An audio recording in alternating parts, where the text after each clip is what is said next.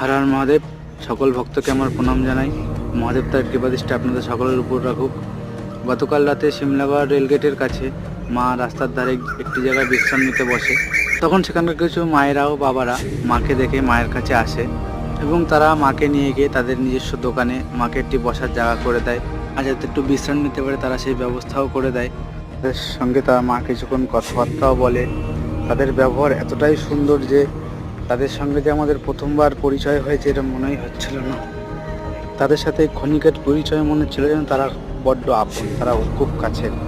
তাদের সঙ্গে আমাদের প্রথমবার পরিচয় এটা আমাদের মনেই হচ্ছিল না। সাথে কিছু কথা বলার পর, কিছু সময় কাটানোর পর মা আবার তার উদ্দেশ্যে রওনা হন। আপনারা সকলে আমাদের মাকে আশীর্বাদ করবেন, মা যেন তার গন্তব্যে ভালোভাবে সুস্থভাবে পৌঁছতে পারে। আপনারা সকলে ভালো থাকবেন। হর হর মহাদেব।